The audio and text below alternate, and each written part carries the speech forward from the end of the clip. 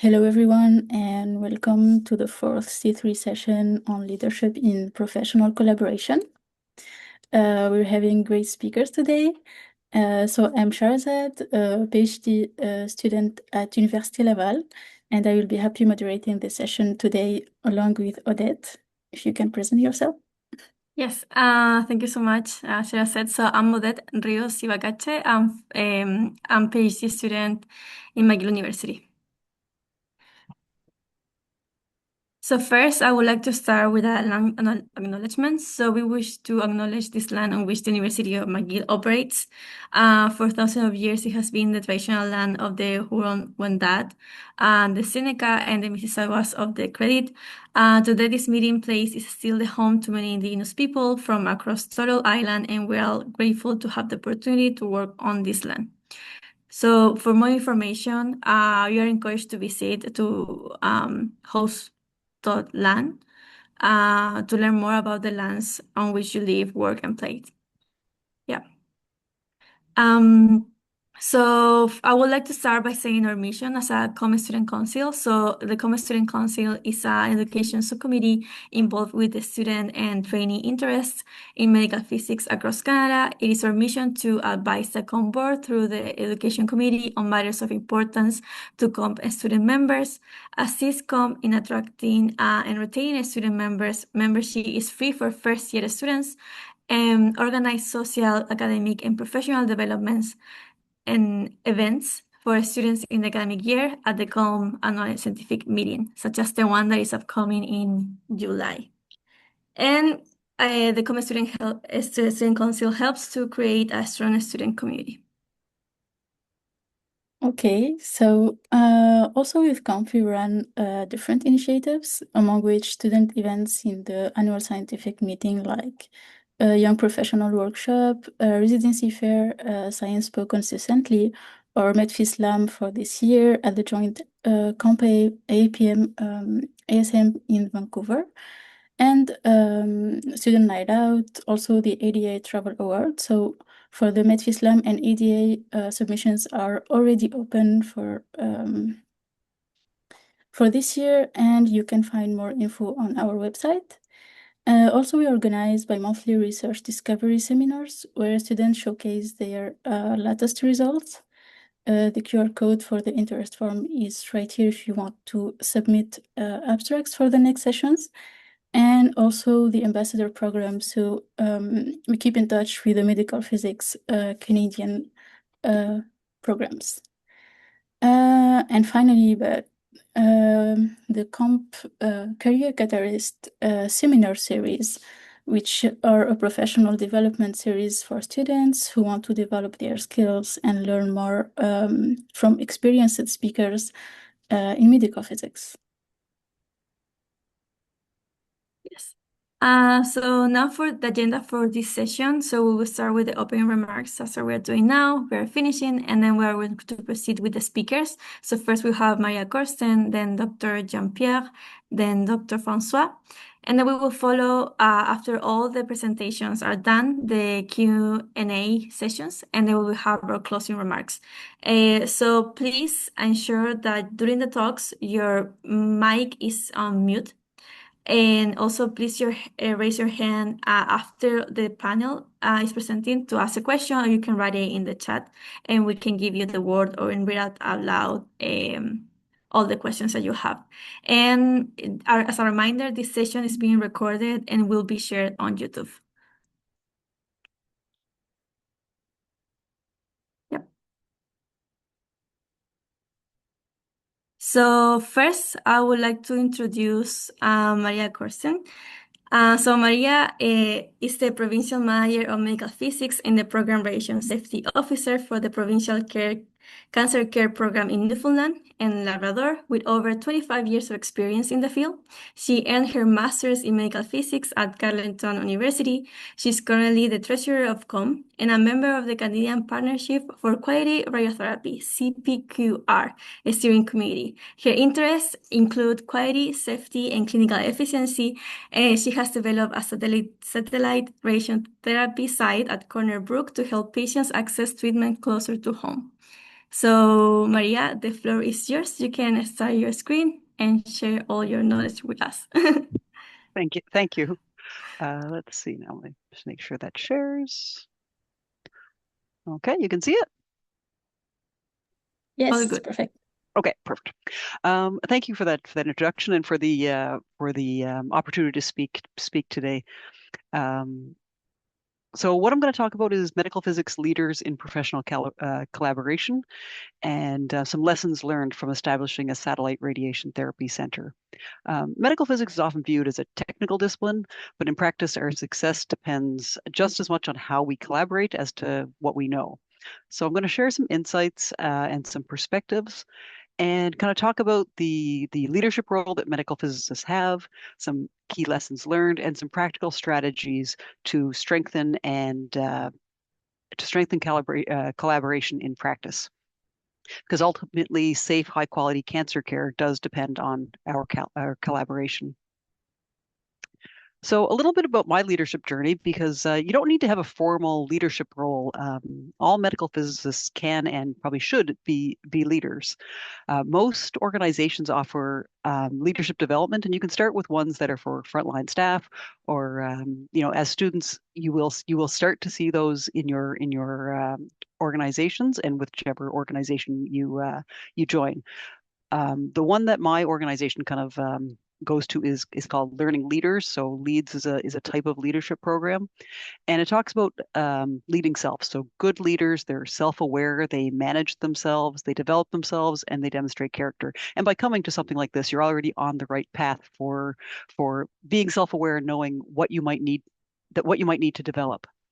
Another part of that program is engaging others. So to be an engaging leader, you want to foster the development of others. You want to contribute to a healthy work environment, communicate effectively, and try and build teams. Also, it's important to be a goal-oriented leader by setting direction, strategically aligning decisions with visions and values and evidence, and taking action to implement decisions and measure outcomes. A big part of what we're going to talk about today is developing coalitions. So purposefully building connections to create results and demonstrating that commitment to others, and using our methods to gather knowledge and evidence across the system, and then we can then negotiate through conflict, because with all collaborations, there's probably some conflict. And then finally, from a systems transformation, successful leaders demonstrate critical thinking, encourage and support innovation and change. So many of these qualities will make medical physicists into good leaders. And I really think that leadership or training in leadership development has changed how I lead. It's improved my skills. It's identified areas of improvement and helped me grow professionally.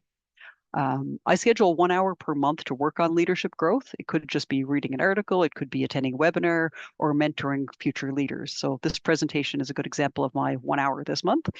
I've joined the Canadian College of Health Leaders and become a certified health executive. And this requires continuing education in leadership development, the same way when we get CCPM, we require leadership or education and development in medical physics. So leadership, I think, is a skill, and it needs to be worked on, and it's very important for medical physicists. So the example of when we were collaborating was for this particular one down there. So our objective was to expand access to high quality radiation therapy services.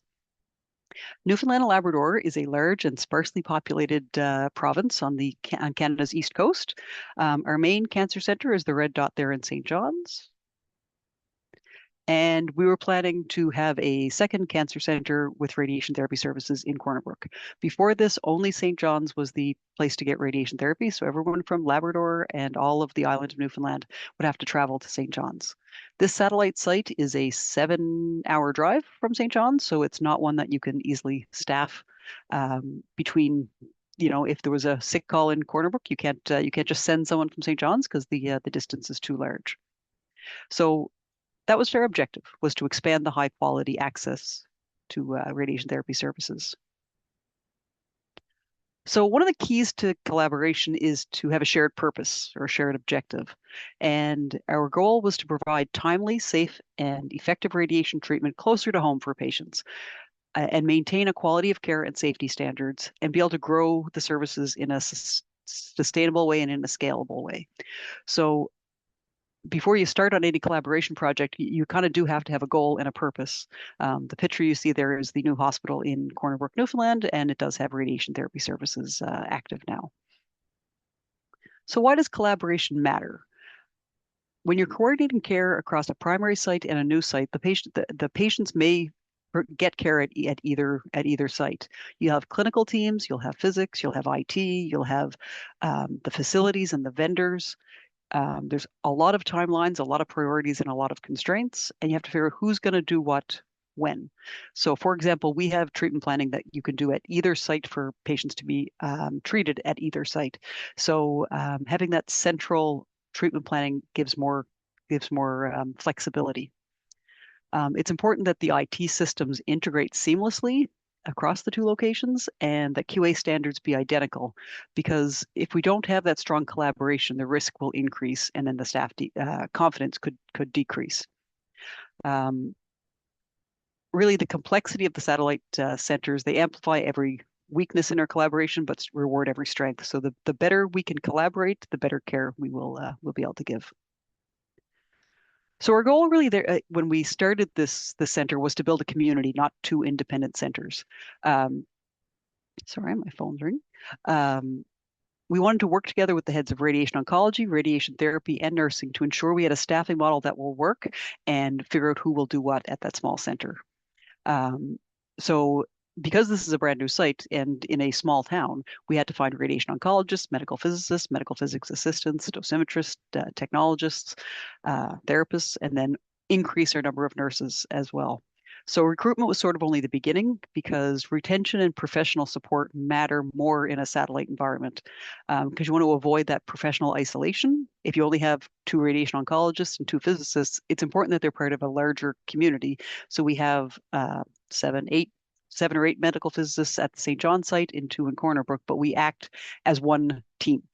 And the same way with the radiation oncologists, they act as a team. So there's 11 here and 2 in St. John and 2 in Corner Brook, and they act as a team and do things together, but it's over a distance.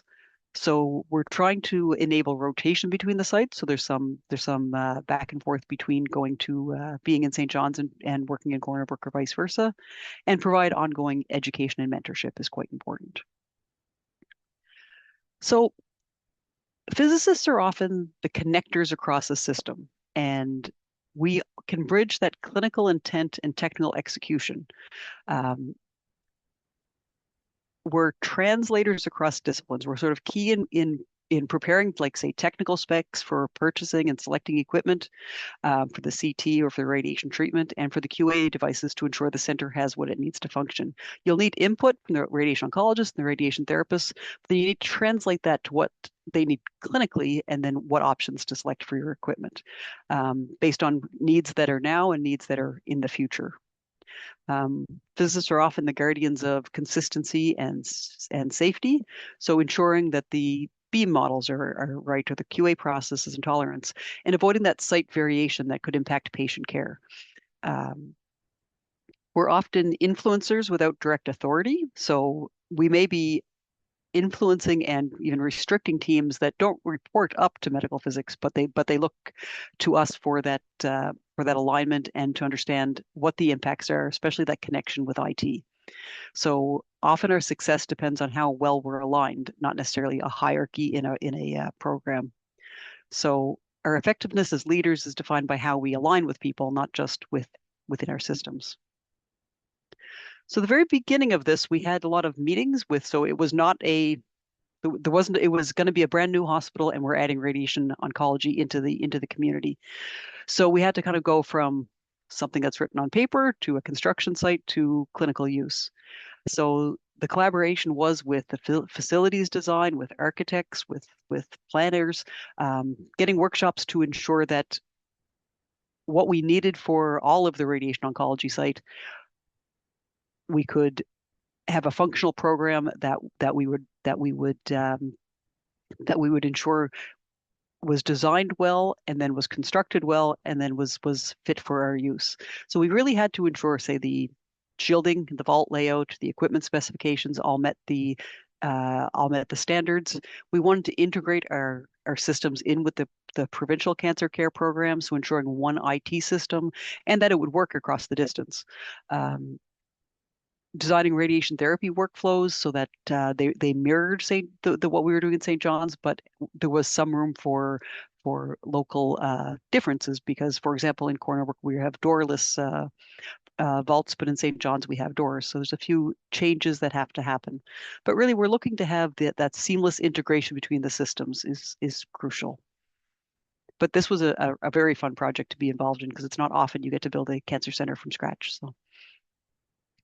So how we implemented the system. So we started with hiring physicists and project managers, and they worked while we were building with the current staff and with myself to make and the other leads to make sure that we could implement a clean and a good system for us. So we started as the first phase for patients was with CT simulation and limited patient services. And this helped with staff onboarding and training. We had our CT commissioned, our CT sim. We did simulation for select cases, and this really helped to test the workflow and equipment, and it began that patient engagement for that community. It saved the patients the trip to St. John's for simulation, so they were being simulated in Corner Brook, being treated in St. John's. Because of the distance, they would have come to St. John's for their radiation simulation and then gone back home for a week or two while they waited for the planning and their treatment appointment, and then come back. So it was a really nice way to start and engage the patients and save them some of that time, but also build up the expertise of the staff. Phase two, and I guess I would say this is the phase we are currently in. We are treating limited disease sites, so simming and treating in our Corner Brook site. We began with limited disease sites, so breast, prostate, lung, and palliative. There's probably a few more that we're doing now. And that would continue building staffing and our quality assurance systems. Of course, we needed adequate staffing. We needed our CNSE license and our LINAC commissioning and QA. And this really was the next phase, and it's been fantastic for the community around the west coast of Newfoundland to have radiation treatments much closer to home. So phase three will be over the next 3 to 5 years, where we'll start treating a larger spectrum of indications. We'll expand our patient volumes, fully standardize, and kind of optimize and reach operational maturity. We do have a second vault, so we'll explore the requirements to add a second linear accelerator. Another part of physics here is to ensure things are done safely. So there's a lot of, oh, but can't we do one more thing? And at times you have to think a lot about what should be the next logical step for our system. Of course, there's a lot of risks and challenges. The health human resource plan for a small site with small numbers of staff, we really need a robust human resource plan to make that happen. So some of the things we did was we increased our supply. So we introduced student bursaries and clinical placements. So bursaries for therapists and physicists, clinical placements for therapists, and some bonus systems to try and draw staff from the rest of the country over to Newfoundland. We needed some staffing models, but we needed a plan A, B, and C because it may be that we have radiation oncologists, medical physicists, and not as many therapists, or not as many radiation oncologists, and it's going to change as the site matures. And with only one linear accelerator, we need a business continuity plan for issues with equipment as well. So lots of challenges, and each one you sort of have to work through as a team because it impacts many groups. So what did we learn? We learned that standardization was key. We developed shared protocols, naming conventions, and QA procedures early, and ensured that all the sites were worked from an integrated database and using the same treatment planning templates and dose constraints. But of course, no implementation goes exactly as planned. So we had to do some adjusting of workflows when initial patient throughput assumptions didn't match reality. So the lesson really there is to standardize whenever possible and formally manage any intentional deviations. Because if you don't, variation will creep in, and then you'll also get risk. So being flexible and collaborative are kind of the essential components. Another challenge was building relationships across distance. We are 7 hours away. We're not having coffee together. We're not seeing each other in the hallway. So remote sites can feel more disconnected from the main center. I would argue they actually have a better connection between them because in a small center, everyone does know each other. So things like ensuring representation on committees and groups from both sites, encouraging informal communications, and having our staff meetings and our peer review be virtual. Like during COVID, we switched our peer review and meetings to all on Teams, and we purposely didn't switch back to in person because if some people are in person and some are virtual, it kind of puts the virtual people at a disadvantage. So when everyone's virtual, it levels the playing field and everyone has a chance to have their voices heard. So our weekly physics meetings are on Teams, and some of us are in the building, some are rest in another building, but it works very well. And sort of being available to all staff. As a leader, I felt that it was really important that if someone could pop into my office, they should be able to kind of pop in on Teams with me. So I really encourage that that kind of open door and open Teams policy. And building those strong relationships, I think, will reduce the friction when all those challenges arise. So some practical strategies, I think you need to design collaboration intentionally. So you need to kind of set up systems where you interact and you hear from others.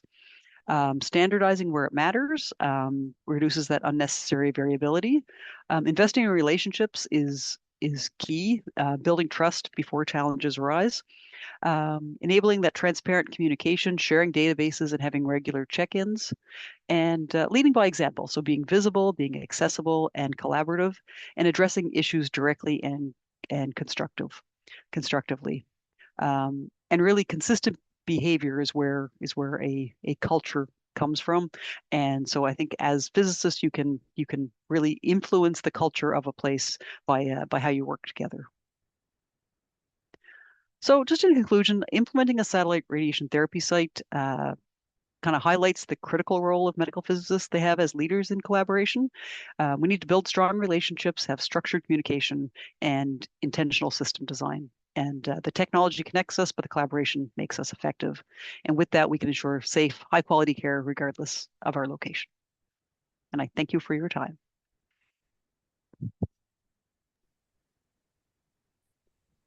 That's great. Thank you so much, Maria.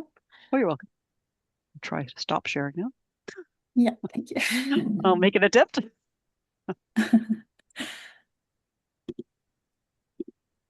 Stop share. Great, thanks. Okay, perfect. So we are ready to go over our next speaker, Dr. Jean-Pierre Bisonnet, who is the Associate Head of Professional and Academic Affairs for the Department of Medical Physics at the Princess Margaret Cancer Center, where he has been employed since 2003. Prior, he was the coordinator, then interim head of physics at the Centre Hospitalier de l'Université de Montréal. He graduated from McGill University with an MSc, then obtained his PhD from the University of Western Ontario in 1996. Dr. Bisonnet has been active in quality assurance and patient safety, high precision radiotherapy for the brain and the lung, postgraduate education and monitoring response of locally advanced lung cancer to combine chemotherapy using CT, CBCT, and PET images. Current research topics include dose reconstruction based on image guidance images, image-based adaptation of therapy, and exploring the use of statistical tools to rationalize and limit the cost of quality control work. So, Dr. Bisonnet, the floor is yours. Okay, thank you so much for the welcome. Maria made my life a little bit easy because I'll be echoing a lot of the themes that she has said, but although with a different point of view, with a different lens. So here I'm going to talk today about intra-provincial collaboration and coordination using disruptions in the workplace. And one of my roles is I'm the quality lead for the province of Ontario for physics. And I want to spend a little bit of time explaining or going through the structure of the provincial structure that we've enjoyed here in Ontario. So I'll be talking, giving a brief introduction of about Ontario Health, which is the name of the Ministry of Health in Ontario, and the Cancer Care Ontario Radiation Therapy Program, and how we leverage the structure to facilitate intra-provincial collaboration. And as an example, just like Maria did in building a new clinic, I'll be talking about some initiatives towards building resilience during disruptions such as cyber attacks and natural disasters. So Cancer Care Ontario was established in '97 to integrate cancer services in the province, and they were mandated to own and operate radiation therapy facilities. As such, there was very much like in Newfoundland, there was a single employer that employed all the physicists in the province, so much so that all physicists are unionized in Ontario, which is an oddity, at least in the North American context. Princess Margaret remained independent, but they participated into meetings that were set up by CCO to discuss research and clinical practice. In November 2002, Cancer Care Ontario transfers responsibility for direct management and delivery of patient care services to the hospitals. So CCO decided that, okay, we're not owning Linux anymore, we're not managing physicists, therapists, or radiation oncologists, and they devolved everything over to the individual hospitals while maintaining the money used to fund equipment and fund services. Since then, new clinics have been built in addition to satellites, leading to a total of 17 cancer centers in the province. Ontario is a large province, and one of the challenges that CCO has is to ensure well-coordinated and timely access to safe, evidence-based, high-quality radiation treatment, just like in Newfoundland. So we want to make sure that everyone in Ontario receives appropriate and high-quality radiation treatment based on best available evidence and expert consensus. We want therapy to be delivered in a safe way, as quickly and as effectively as possible, close to home, while fostering an environment for technical innovation and participation in clinical research. One of the key components of the radiation therapy program is the concept of clinical quality lead. So the leads provide leadership and advice on quality improvement initiatives in the radiation therapy program. Leads contribute to the development of an execution of the quality agenda through regular interaction with the radiation therapy program and participation in meetings. So I have a counterpart in radiation oncology, Dr. Timothy Hanna, who is based in Kingston, and the therapy colleague, Michelle Cardoso, in Hamilton. And they each manage what we call communities of practice while participating and meeting regularly to go over incidents or quality improvement issues affecting the entire province. So I will spend a little bit of time to describe to you what is a community of practice. This is something that's pretty unique to Ontario, although it's a tool that's been used in other human activities, and is defined as a group of people who share a passion for something that they know how to and interact regularly in order to learn how to do it better.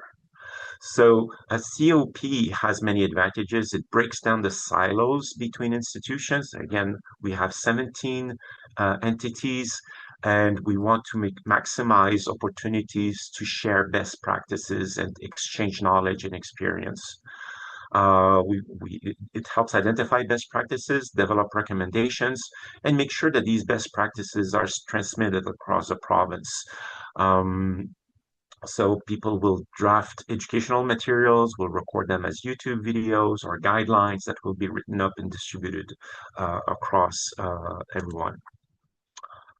So just to dwell a little bit on the community of practice concept, this is really driven from the grassroots. So it's individual physicists. We usually have one representative from each cancer center. They get together and they say, let's work on a common problem. And usually, if someone is not particularly interested in a specific problem, they will find a colleague in their home base that is, and we will help build these communities of practices with representation from everyone, from every cancer center in the program. So the four main characteristics of a COP is social interactions. They share knowledge, they create knowledge, and they build an identity and a collaboration frame of work, very much like Maria described. And the beneficial side effect of this is becomes feasible and effective way to transfer knowledge, share best practices, and ensure high quality care across the province. I'll illustrate how these communities of practice have been used by looking at a study case, which is unplanned downtimes. For those of you who are a little bit far away from radiation therapy departments, unplanned downtimes happen frequently. It can be predictable due to a unit, a CT or a linear accelerator, or even a brachytherapy unit that is closed for a day in order to perform preventative maintenance, or again for machine upgrades or replacements. However, unplanned downtimes can also be unpredictable. Machines break down regularly and they need to be turned off for a while the repair is being made. Or something more serious can happen, such as network down, code grays, and other larger disruptions, including physical disasters. And here's a few examples that hit the media recently.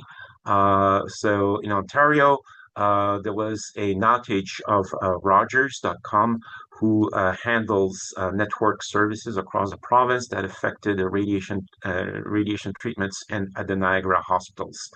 So for a while, for a few days, the network was down and no data could come in or get out of that particular clinic, which was working in collaboration with Hamilton in terms of imaging services. So this was a bit of a disruption that they had to deal with.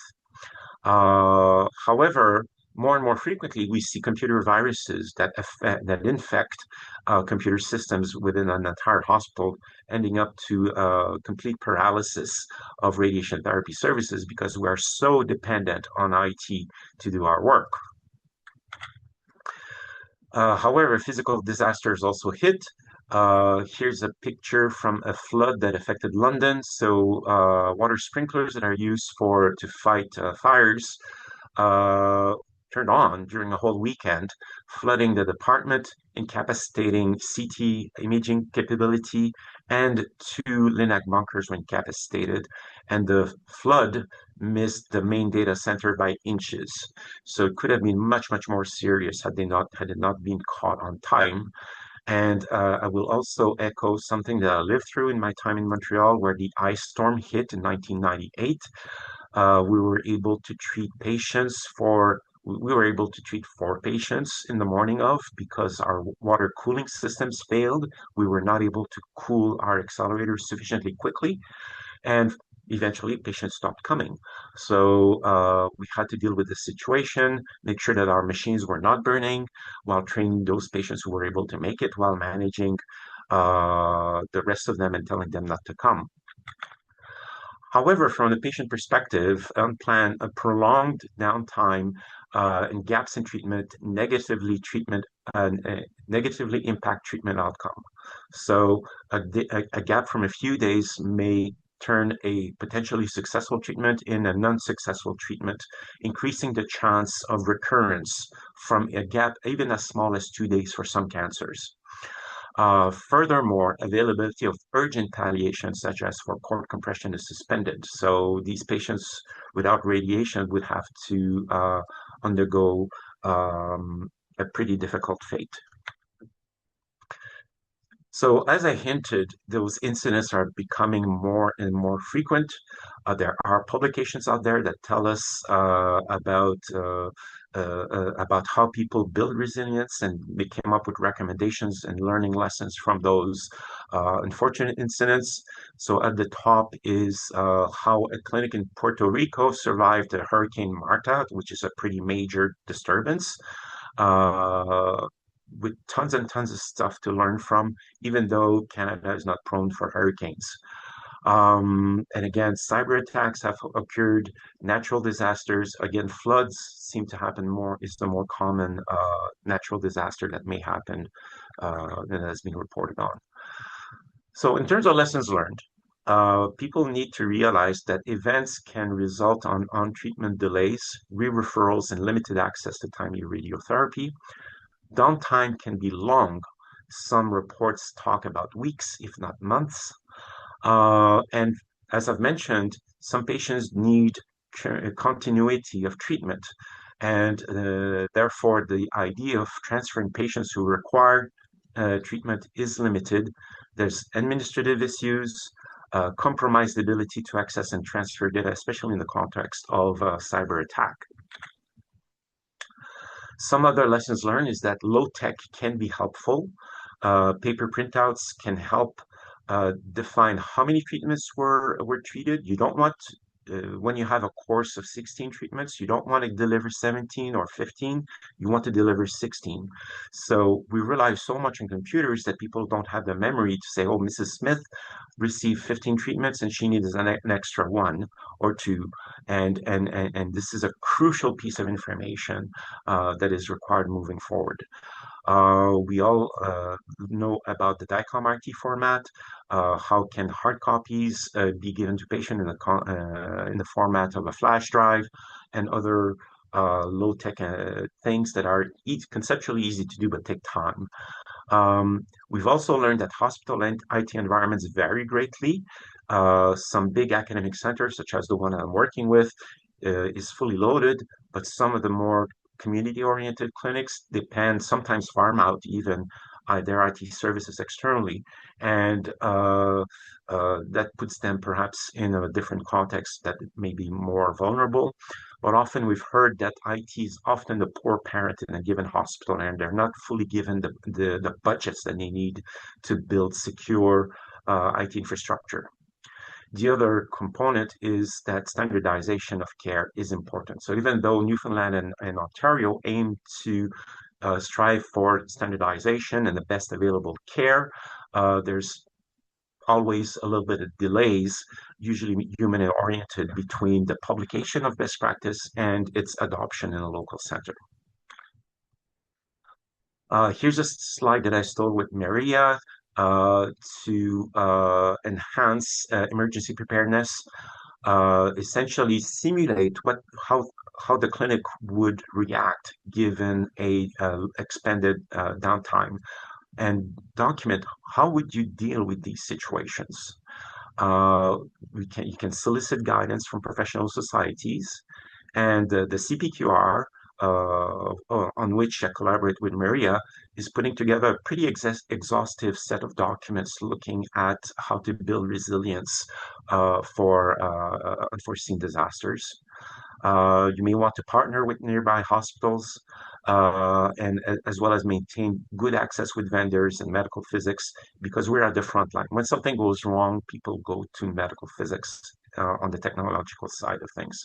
But then the lesson learned is no longer a question of if it's going to happen to you, but when you will be hit by something unforeseen. So to build resilience in Ontario, we've been looking through the committees of practice to help and participate into three pillars. One being looking at disaster recovery planning, building a DICOM RT data depository, as well as establishing a standardized nomenclature for treatment planning services. I want to stress at this time that none of this is completed. This is very much works in progress. It takes time, especially in the context of Ontario, where we're a big province with lots of players to coordinate activities. So in this sense, I'm envious of Newfoundland, where everyone knows everyone. It's easy to get communication and to make things into action pretty quickly. So kudos. In terms of disaster recovery, what we've been proposing is to pair nearby clinics, essentially put up a buddy system so that clinics that are nearby that have compatible technologies and specialization programs as well as capacity are paired up together. And here I'm showing what we put on paper for the London Health Sciences Centre and how they could send their patients over for treatment according to their specialized technologies and practices. However, the devil is in the details. So we're encouraging clinics to draft memorandum of understanding, so to address the medical legal issues ahead of time, so that they have a document and they're primed to go if something happens, because you don't know when it's going to happen. We also are trying to develop a province-wide DICOM RT data depository, so that after a given time, all the plant data is being pushed to a common server that is secure for the entire province. We're talking about 17,000 radiation therapy plants per year in Ontario. So we want to have automated tools so that people are not perturbed in their workflow to transfer these data. We need to comply with Ontario's patient confidentiality regulations, and eventually add tools for analytics and data mining, perhaps for AI research, although the main priority would be to compare and contrast quality practice and make sure that everyone meets the same quality levels across the province. And again, if we are to share data, we require a common nomenclature or a common language to name things. And here's an example on how, as humans, we understand this is, for example, the right lung, and how people actually, these should all be right lung. This is another borrowed slide. So these should all be labeled right lung, but humans will type it differently, either lowercase, uppercase letters with underscores or abbreviations and so on and so forth. And they all mean the same to us as humans, but the computers will think that all of these are different structures and will hinder whatever learning we can get from computer services. So there's benefits from using the same language, and it enables data pooling, data sharing, and communication, both internally and as well as with other clinics. It allows automatic data extraction and exchange, supports DICOM RT data depository project, and so on and so forth. And in the future, we will be well poised to deal with emerging problems such as support for retreats and adaptive radiation therapy. So to conclude, unplanned events can cause prolonged downtimes. Leveraging the standing CCO infrastructure and the network of physicists, we're looking at building resilience across the province. Measures are being put in place to ensure continuity of care for those patients who need it. We're building this DICOM RT data depository to host data and facilitate transfer of patient data from one center to another when one center is down. And again, nomenclature standardization will ensure that everyone speaks the same language. Thank you very much for your attention, and I will leave the screen to François.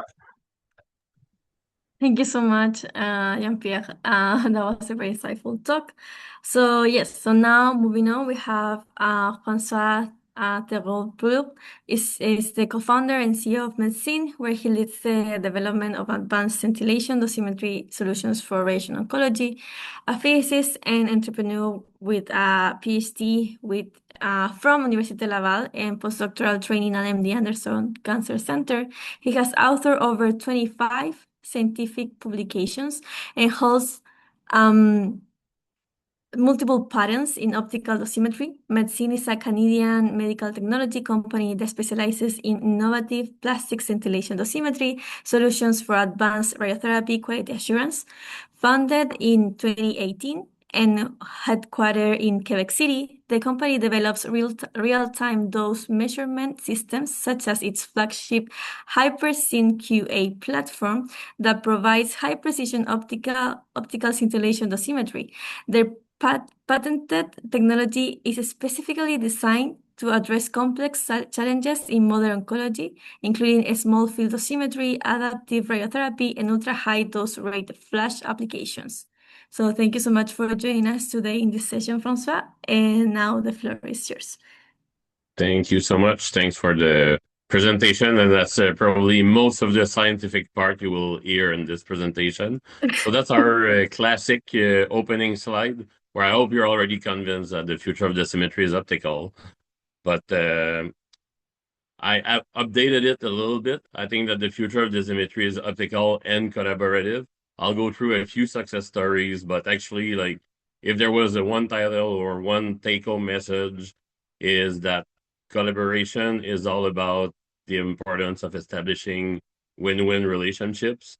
Because when that's a one-sided relationship, first of all, that's not called collaboration, and it's recipe for disaster, or at least not recipe for success. So a little word on the pathway of the Medscint creation.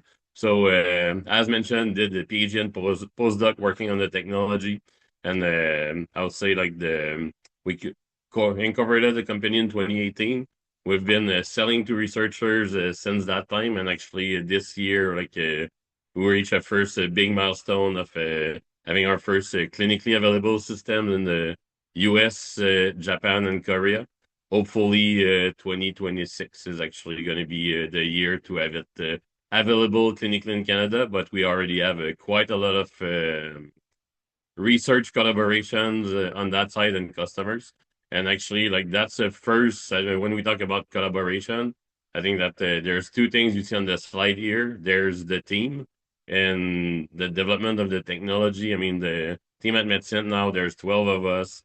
It's a mix of medical physicists. There's actually 4 of us coming from that comes from the medical physics training, but that's also optics and photonics, software development, everything regarding regulatory business development. All this in itself and working with collaborators, consultants, that's a first big step around collaboration and making sure that to bring strengths together. The other part is our network of customers that we prefer to see as collaborators. Because I mean, as you've seen on the other slide, all our customers have been using the detector, doing great things with it, pushing the limits of the radiation therapy. We're the experts on the solution dosimetry side, but they are the experts on the application side. And that's the key aspect for actually the product development. That's what the Hypercint looks like. So we have the detector, that's a 2-channel detector, the first one that's available clinically, and connected to a reader that reads the signal on both the intensity and the full optical spectrum. And then what you actually get is what you see in the little video here is dose rate and integrated dose over time. Behind it, there's all the science behind it. That's the most scientific part of the slide. And the reason, again, for sharing this slide is that without the collaboration of the internal team, but also the external team, that means the full university network, collaborators on the optics and photonics side, obviously on the medical physics side, because I have a few slides coming where you'll see the foundation of it. But everything's about collaboration. It's using the strengths of everyone, and I think that's that's one key for collaboration is to emphasize on our strengths and where we have weaknesses. Actually, go find someone that's good at it. I think that's key for success. And talking about Medscint, the preparing for this presentation brought me back to actually realizing that collaboration is part of our values. It's deep in the DNA of the company. It's actually I've taken it straight up from our website. So, but then I've added actually where are collaboration when we think about industry, and it's pretty much everywhere. I mean, there's all the collaborations with academia, the clinics, obviously, between different manufacturers, between industries, with customers, but also on the government side, the financials. I mean, there's the need for end suppliers. There's a need for win-win relationships in there, because if it's a one-way thing, that's not going to work. So on the collaborative DNA, I think that this picture is actually a good overview of, and that actually dates from 2022. So that's from the ground root of the creation of the company. We've been collaborating with researchers, doing great things. I mean, even the foundation of the company, you can see the young myself here. That actually that's the day where I met Jean-Pierre, because I remember him asking me a question in the Young Investigator Symposium. So I guess I did good enough at answering his quantum dots question that I knew nothing about at dodging it at least. But back to the foundation of the company. I mean, obviously when you start a company, that comes from a technology that's issued from research. I mean, like this is going nowhere without the help of everyone that's that are still on the academic side. Like, I mean, the Medscint is a spin-off from University of Laval, University of Texas, but in itself, I mean, like the company has been like created independently from the institutions, but there is like strong collaboration, and even before incorporation of a company that went through I was for a year research professional for Luke and foreseen entrepreneur like for with the eye to eye from Answer. Like you need to be creative, you need to kind of like find ways to mature the technology. So like that's actually like where like the and I mean like the support from the your I guess your parents and grandparents on the academic side is definitely key. Then there's creating the company, and like that's probably like the best thing I've done. The best choice was to not try to found like the my best title is not to be a founder. It's actually or a CEO or call it the way you want. It's actually to be a co-founder. Like having started this with friends, actually like Simon and Jonathan, like I did my undergrads with them. Like they've been like Simon's a big brain of optics and photonics, so back to complementarity of things, and Jonathan has been like we're going straight to work in the industry world with like in the non-destructive testing, so learn everything about product development, sales, marketing, all of this. So like that was like the like collaboration from ground up, and creating a company is pretty much like a marriage. The other thing of collaboration, make sure you still collaborate with your hairdressers, hair cutter when you're about to receive a prize, because this I didn't know back then. So back to the customers, they're also being like creative and like being able to like find a win-win, being like creative on like the like to be able to collaborate at the right timing. So here's actually like a picture of our first customers, like the group in Levy, basically as they were creating the center. So on the research side, if you've noticed well on the right hand side, like that's what the product first looked like. If you know nothing about the minimally viable product, that's basically what this was. But like that was like the collaboration there was actually agree on a pathway of upgrade where I mean they were creating the centers, like the money was available pretty much at that time now, but you have to be like creative on being like, hey, you know what, we'll upgrade this one. And we went through like a couple of upgrades since the beginning, so like they do have the latest and greatest in their hands. They've been able to do great thing on the research side and clinical development, but that needed that kind of like think outside the box approach. And I'm thankful like for the guys at Levy to have been like jumping in on the early side, and that helped tremendously developing the product itself. There's the collaboration with the group in Quebec. A little story about when people were learning new skills during the pandemic.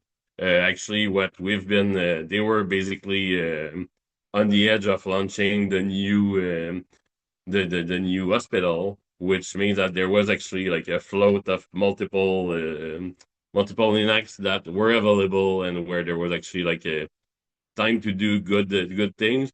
For those of you who know Luc Gingras, like we were seeing a little 0.7% trend on the like with the output factor with field size, but like there was a trend, and Luc has like pushed us to kind of like work harder, collaborate hands in hands at like trying to narrow down on like what's like where is this coming from, because it's not just a random 0.7% that was like directly linked with field size. And that's actually how we came up with a, let's say, a augmented hyperspectral approach that actually led to this nice paper of the having like a flat response over everything, of being able to actually take care of physics for real over all sides. Little switch to actually like when you talk about collaboration, and maybe that's gonna resonate a little bit more for the most of the room, which means the students.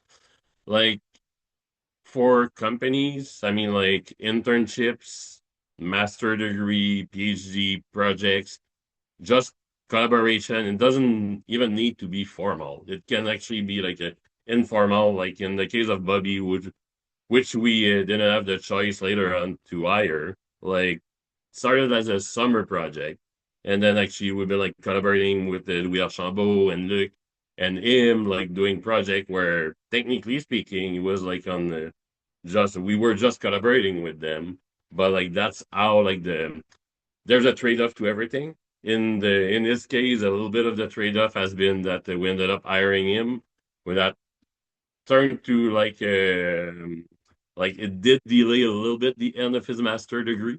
So, but that came with with a job out of his master degree, and we're like trying to convince him to do a PhD, but he wanted to go like work, and brought us to the end point that we're happy with everything we've seen. We knew he was good, so we kind of didn't have the choice to find a way to make it happen and bring him on board. So I'm like very happy that we made that choice because like he's a key part of the team. So a bit farther if we cross the ocean and go on the UMC Utrecht side of things. So for those of you who knows a little bit about mRNAs, they are pretty much the inventors of what the Unity is. So the main mRNA that's out there. And the collaboration with them started with one of their physicists, Martin Fast, who reached out and actually asked. He saw that we could do multi-point dosimetry, so he asked for about like was pretty much asking for like 200 points. And at that point, I think we had like a single point detector. We decided that we had a joint agreement that 4 was where we're going to be starting with. So closer to 1 than 200, but actually like nice collaboration with back then what Modus QA was that was then acquired by IBA. So like the IBA Quasar, that's a motion platform. So we developed like a 4-point cassette that fits inside the 40MR motion phantom, and that actually enabled them to do like a validation of their tracking and gating algorithm. Because a neat thing with Utrecht is that they are actually getting like the functionalities, the latest functionalities, they get it first, or actually they help in developing them first. So being part of this is actually like a key end-to-end collaboration. And since then, I think it's been like 4 PhD students that have been like working with who we've been working on different projects. Actually, one that's on the front page of Medical Physics journal this month is on the cardiac deformable phantom on the motion platform. So quite a crazy complexity, but where collaboration is key. And here's another story where I like to call it serendipity and collaboration. It is probably since the beginning of the company, the decision that my team here has been like the most like challenging me about when I came to them with August of a couple of years ago. We're in the middle of like trying to do like all the regulatory stuff and everything. And then I come in, we're like, yeah, we'll be welcoming an intern from Utrecht. Like that she's gonna be like coming in August, spend a couple of months with us. And everyone's like, why are you doing like why did you say yes to this? Like what had this nice like collaboration going on with Utrecht. Laurie was at the end of her master degree. She wanted like some industrial exposure, like that was part of the master degree there. So I said yes, and everyone were like, "Oh, like what? Where is your mind on this?" But it turned out that she came, and actually, like she's been kind of like that, like little like cement in the team, where in participating and putting like the hours, like working on her project, but also helping out with all type of things that were not part of like the regular scope of what was like defined as her project. I think that's like one aspect here. And so she came the first time. She actually came back last fall. At that time she was toying around potentially doing her PhD, working on a project. That was with the hidden agenda on my side, but that was kind of like a rolling the dice. We'll see what it gives, but it gives the opportunity to figure out actually like does it work before we go into a 3-4 years relationship. Like is that gonna work? So but like the open-mindedness and being able to like put the hours and like work hard was actually the key here. How am I doing on time, Odette or Sharazet? Yes, good. So still a few minutes. So another interesting part is like a multi-sided collaboration. So True North is actually a group of physicists that in the US where they basically like provide like commissioning and like some staffing. So they basically provide like medical physics service. And we've met them actually for I think first time at like a chapter meeting, the Florida chapters meeting. And we started having discussion like and they've been like actually like moving forward with a project, helping us, kind of like trying out the technology. There was kind of like when like the win-win part there was not as clear to me. Like I was like, I see the win for us. I'm not sure I see the win necessarily for them. But I think like we were nice, they were nice. We're kind of like seeing like I guess on the marketing side, like making sure that like we give them the credential for the test. Like even if they're not necessarily like publishing as much as an academic institution would do, do give them some exposure. And then there was like the relationship with PTW where like PTW lended us the Ruby, like the insert for the Ruby Phantom for the multi-point detector. So I guess that's been helping out on the development side. But then later on, actually, as we were raising our like first round of investment, we were like actually like the collaboration has been doing well. So we actually opened the door for True North to actually be investing in Medscint and basically down the line being like shareholder of the company.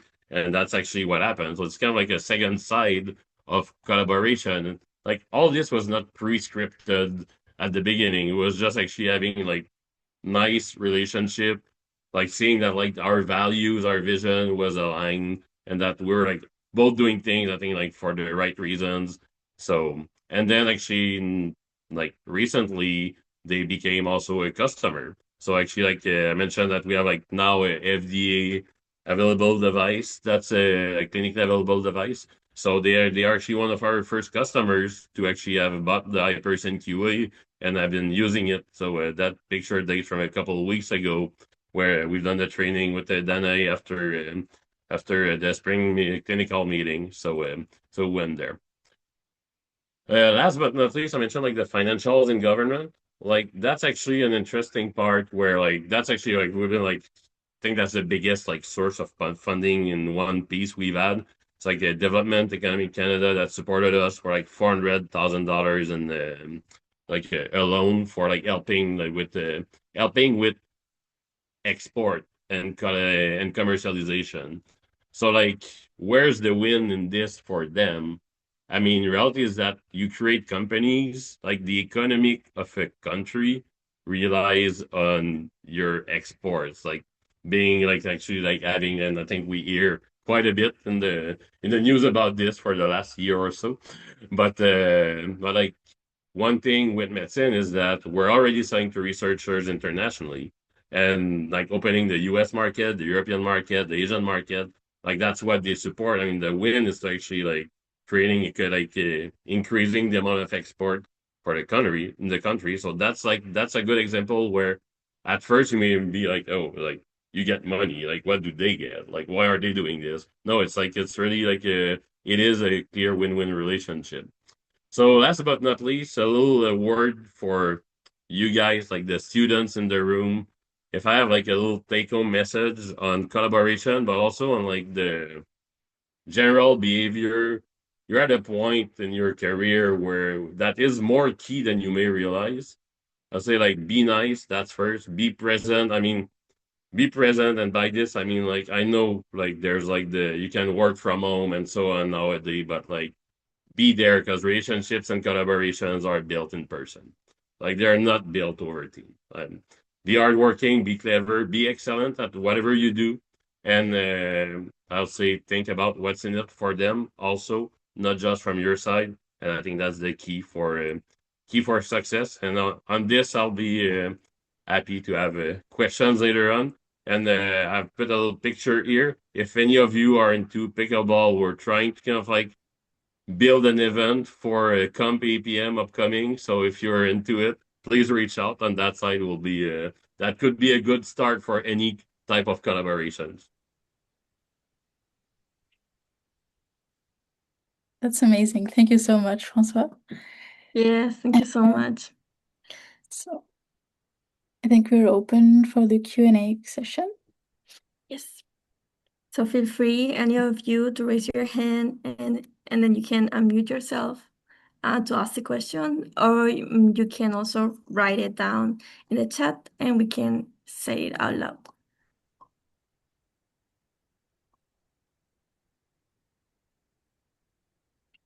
Okay, so we have a couple of raised hands. So go ahead, Elena, first. Hi, I have my earphones. Can you guys hear me? Yes. Okay. Yeah, these are all such great talks. It's really interesting and helpful to hear. I have a question, I think mainly for Jean-Pierre, if that's okay. I was wondering, are there like types of treatments that make it easier to adapt to unplanned downtime? And I'm just wondering because, for example, we're starting to try Sim-free ethos here, and I'm curious if that helps with unexpected issues, or I guess treatments that doesn't require PSQA with an ARC check the day before, and stuff like that, or with the process of gathering treatment records and DICOM data, like the main bottleneck. Yeah. So your question is hitting on several issues here. So what the issues that during the times of COVID, where we were sending patients home, Ontario built a list of pathologies and cases where patients could be, more or less safely wait, such as prostate, and those patients who could not wait, like head and neck. Unfortunately, a lot of cases, during COVID, they were sent home and treatment was delayed, and they came up with worse disease than we were used to see. But we really recognized some specific cases that needed continuity of treatment, and they needed it. I'm thinking here head and neck cases and things like that. So to circle back to your comment on adaptive, if you do an online adaptation of prostate cases and your machine goes down, these patients are likely capable of waiting for a few days, if not weeks. If it's head and neck, this is a more serious thing. And again, when I'm hinting that there's 9% chance of recurrence, head and neck is certainly one of those.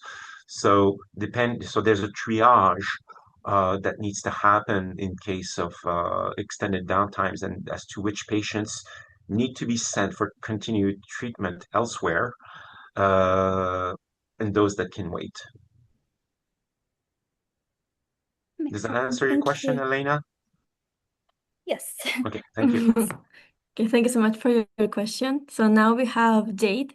You can go ahead and ask your question. Yeah, thank you, everyone. Those were amazing talks. My question is for Maria. I was wondering if you could expand on, you talked about like different staffing models, A, B, and C, for like if you're missing radiation therapists. And I feel like that's a very topical problem, just with like increasing number of cases and lack of healthcare practitioners. I was wondering if you could elaborate on like what you do for the different scenarios, like radiation therapists versus oncologists. Yeah, so the radiation therapist is a tricky one because you really need them.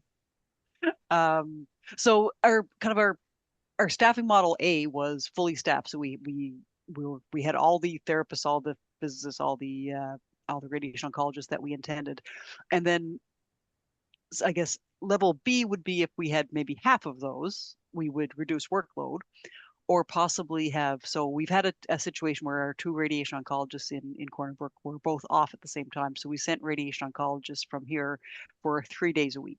So that was our model, that basically they'd be there Tuesday, Wednesday, Thursday. And if there was any radiation review that needed to happen, that would be done virtually those other days. Given that we're not treating all cases, so we don't treat head and neck in Corner Brook. So if a patient needed a 1-day break because they couldn't see the doctor in between, if they had a bad side effect, we could manage that with that patient group. And if there was a case where we didn't have physicists, then we have a physics assistant as well. So we would be able to kind of triage what the physicist assistant would do versus with the support from physics in St. John's. But without radiation therapists, you can't treat. So it's the only thing you can kind of do is reduce your patient load. The other thing is we do have dosimetrists at that site, and our dosimetrists in St. John's, they are all therapists, but they don't treat on the floor, so they're in the medical physics department. For Corner Brook, we've made it so that the dosimetrists may have to go and sim and treat. So that kind of gives you a couple of more staff that in a case where you're quite a bit down therapist because of sick leave or what have you, then at least you can pull from that resource in. But it is with very small numbers, it's very tricky because one person is off and half your staff is gone. It's not. You really need that support from the main site. But yeah, I think the workload and the staffing models are going to be tricky as the numbers of staff and the kind of the ups and downs of staffing continue. So thanks for the question, Jade. Yeah, if I can add to what Maria was said, it's common practice for individual clinics to define what a skeleton crew is. So what's the minimum staffing that you can keep operating on? And this forces the discussion about, say, and I lived through this in my time in Montreal, where we're chronically short-staffed. And we got together as a team. We decided, okay, this is our position. Given that we're short-staffed, well, I mean, there are some very demanding techniques that we just simply cannot do. And how to communicate that to the radiation oncologist, saying, "I'm sorry, your pet program, we can't support it for the time being," um, and so on and so forth. So that certainly is an element that clinics are more primed to do. We had to do the same thing, Jean-Pierre, in St. John's. We had a few years ago. We were very short-staffed with radiation therapists, and we had to look at our programs and decide what was taking too much time on the LINAC, and so what could be paused, but also look at what you could do that might be more time efficient on the LINAC. So. Prostate SBRT is only 5 fractions instead of 20 or 30. So you might want to implement a program that would save you time on the LINAC. So there's both cutting and there's adding depending on where your shortage is. Now, of course, if you're low on physics, that's not going to help. So I think you have to look at each one, each sort of situation individually, and that's really one of the things where physicists really shine is in that problem solving. Okay, here's the problem. We need less time on a LINAC. How can we make that happen? Yeah. And again, COVID was a prime example, right? Like, I mean, our administrators were worried about a lot of people being sick and what to do and how to react in those times. And at Princess Margaret, we came pretty close. We didn't get into any problem, but we came close to not hitting this skeleton crew level. And Jean-Pierre talked about the kind of the prioritization at COVID that CCO had, and Newfoundland adopted that as well. Made a few tweaks of our own, of course, because you have to put your own stamp on it. But kind of that collaboration keeps going. We used it in COVID, but then we also used it when our wait time started to get long because of staffing. So the things that you have for one reason, you build on them for others. So. In case you wonder, the definition of a startup is to be short-staffed.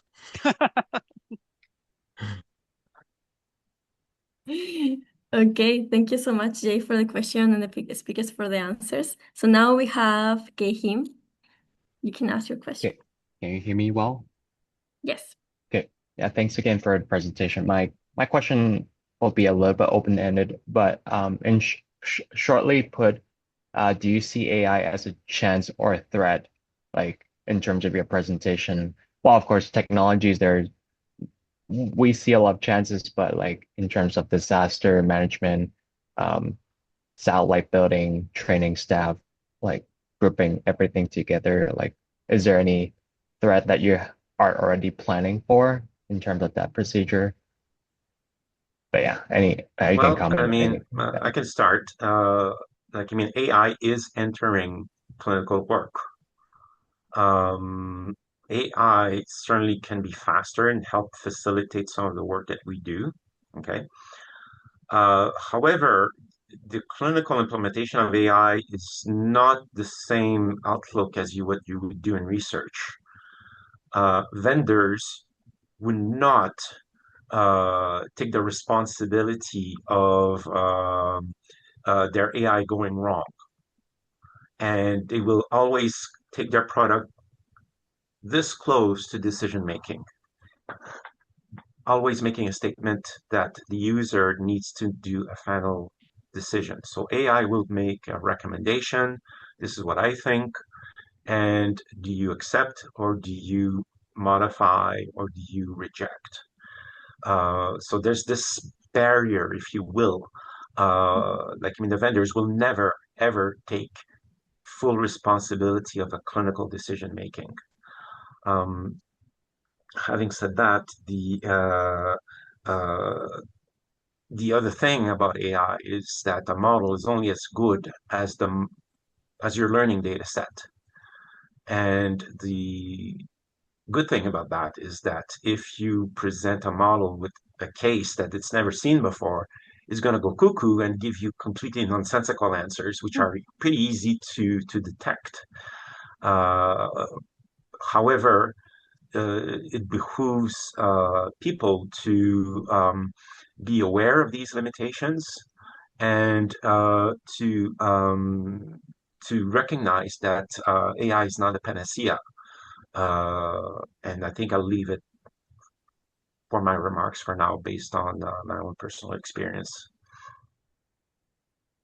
I would say that I see AI as it's an opportunity in some cases. So we use AI contouring, but of course a human checks it. So that's like kind of a routine task that gets done a lot.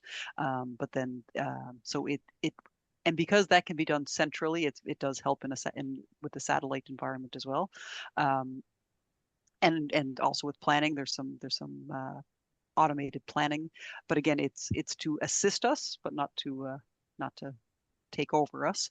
But the issue, of course, is then Jean-Pierre talked a bit about cyber attack. Newfoundland had a very large cyber attack in 2021. So you're introducing another system that can be vulnerable. So there's always two sides of the coin on how it will be both a threat and an opportunity, and I think it's both. Yeah, I will resonate on that. Huge opportunity for development. Everything that goes about cybersecurity, and we see it because like our software is not even connected. Like we purposely kept like the platform not connected to the network like that. But even going through even with this, we need to go through like a list of cybersecurity things on the software development, and that's just gonna become bigger, higher. Like the hurdles are gonna be quite more because of the potential for like AI and like cyber attacks and all of this. And the reason like we're not connected, but they're asking us for it. I mean, the reason is that you still install your software on the computer, and that computer has other things. And then if someone use your device to get there and so on, so like, but I do think that like everything it has to bring to the society, if we use it well, obviously, like is bigger than like what to say, oh, let's not use it. And from a development standpoint, I mean, like our software developers are using Cloud AI right now, and it's game changing, literally. Okay, thank you so much for your answers. So we have one more question for all the speakers, particularly for Francois. So Mohammed is asking, can you speak to the early career process of developing the confidence and conviction to propose your ideas, new techniques, initiatives, etc., within your clinic, community, company? That's a very good question. I think that there's a part that is about learning. There's a part that is about like having some like a personality, but I think that there are a lot of things that you can learn. You can actually like as you and also like I mean like as you grow older, more experience. I mean, but you do need the confidence to say. I mean, to me, I think like the biggest like barrier was like actually like the barrier to entry to say like to actually tell Luke and Sam, like, let's not try to pass this technology along. Like, be like, put your confidence in me. I'll like go and do it. But that was like a pretty big gambling on their side to say like Francois was like that tall and like as like I mean as like shown it can work well in published papers, but like other than that, I mean like it all goes back to kind of like showing that. But I think like that was like showing that that's what I wanted to do, getting them to like be convincing, but like and this you actually learn as you try doing it. Sales is actually more about I like a lot more selling than I thought I would, but it's actually because it's all about problem solving. It's not car selling. It's really like solving problems. I mean, we've been selling to researchers, and that's gonna be the same thing clinically. It's like if there's not the need for it, like the win for the user, then like there's no point of even trying to sell it because like that's not gonna work. But finding that angle to actually like almost selling the device with a research project, that's actually how I fulfill my R&D DNA these days. So that's kind of like a part where, but I think there's something about trying, asking, like learning it from the on the field, and you can't really like prepare. And I think that's like to hear Jean-Pierre and Mario on this one, because I think it's true for any career, and you need to be convincing people, right? Yeah. So I'll build on what Francois and Maria said earlier. And I guess this program is trying to attempt this, but um, in order to become or grow into a leader, it really is relational. It's how you relate to other people. And I guess in my time, the typical medical physics student was a bit of an introverted, shy nerd who is more capable to talk with computers than with people. And I've seen that phenotype again and again and again, so I guess it's still alive and well. Um, but what Maria said is key. Leadership is a skill that comes with practice. And what Francois also said is very true. It comes with experience, with knowledge, with baggage. Okay. At an early stage, I guess your ace in the hole is your energy and your enthusiasm. If you want to step in and say, hey, look at me, I'm interested, I want to work, um, just for that, people will raise an eyebrow and say, hey, that's an interesting person. Maybe it's worth investing as opposed to, and I've seen Luc Beaulieu send photos of his classrooms at Université Laval where all the students are in the back row and all the front rows are empty. So if you stay in the back row, you don't get noticed, and you don't raise my eyebrow and say, "Hey, I'm interested in that person. Maybe I'll test and see if I can build a relationship." Okay, it's very, very relational. And again, like I said about the stereotype, I'm the king of nerds. I'm super introvert, and my natural tendency is to be shy. And uh, I learned to get out of my shell. It took some very awkward steps in doing so, like raising a hand. I built my career in Ontario, so adapting a second language was an additional challenge. How to be confident in my English and accept that I speak it with an accent. I'll never be Oxford English, but still managing to pull through. It's a bit of a shame again that our curricula does not spend so little time on professionalism and relational things. But the key points is what Maria said, it's a skill, and what Francois said, it's relational. It's learning to make the first steps, shake a hand, say hello, how are you, and get my interest and show that your enthusiasm and that you want to work with me. And you have something right now that is not a lifelong thing you have in your pocket, which is your student card. And use it Like you actually like you don't need confidence, show your appetite for learning, and no one will turn you away from asking questions, being like, "Hey, I'd like to know more about what you do." Like this, like especially like being on the people like to talk about what they do. They like to help. They like to. That's the reason for the three of us being here today, also. So use it. And congrats on being here, because just FYI, I've taken a screenshot of like who's in the room. So doesn't mean I'll have a job for all of you afterward, but it's names that I will recognize as time moves on. So Okay, thank you so much for your answers and your advices. We will take our last question to the time. So Paula, go ahead. Go ahead. Can I ask your question? Thank you very much, and thank you very much for the talk to all the speakers. I just have one question, and it is for Maria, and it is if do you see the Corner Brook Center expanding to be able to offer stuff like brachytherapy or orthovoltage, or do you think there is still going to be a small center and you will be redirecting the patients to be treated at St. John's?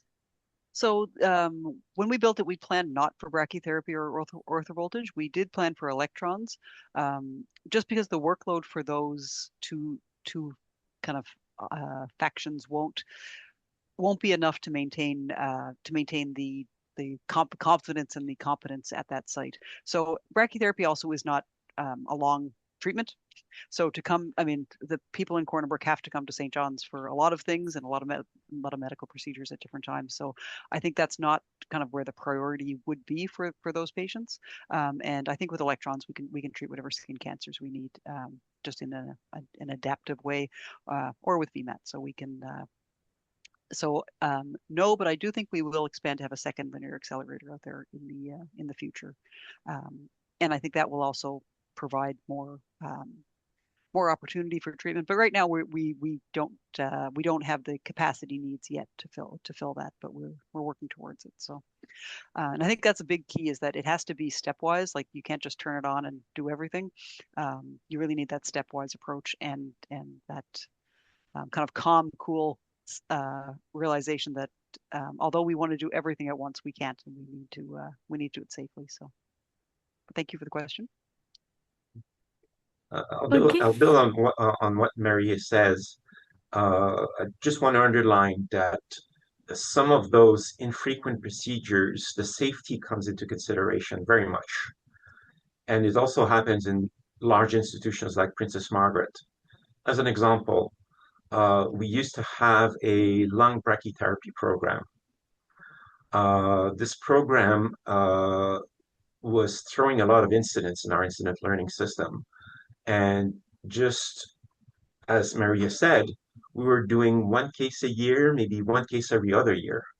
So when a new case arrived, no one knew how to deal with it. People made mistakes. People were nervous. People were not looking for those cases afterwards. So looking at those incident reports, we tried to find some commonalities, and eventually we've made some recommendations, and I went up to the treating radiation oncologist, which was one. So if that radiation oncologist was away while a patient was being treated, what you gonna do? So we had a conversation. We asked her, look, are there alternatives that would be equally agreeable to you without compromising quality of care, outcomes, and treatment? And she says yes. So can we axe that program? Because it's throwing a lot of safety concerns and incidents, and things go south each time we try. And she says, yes, because I have an alternative. And thank you very much. So we closed the program. We killed the safety issue, and we divested the resources to do something else.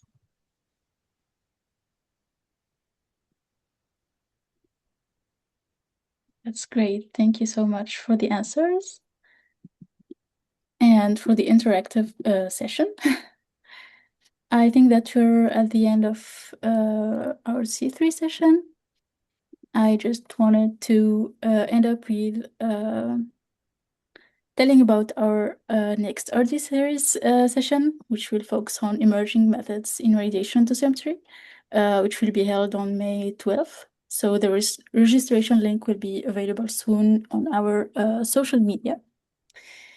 And yeah, so finally, I want to thank again Maria, Jean-Pierre, and François for the various and very rich talks. And I hope you all enjoyed this session. Okay, thanks everyone. Thank you so Bye. much. Thank you. Thank you. Thank you. Thank Bye. you. Thank you so much.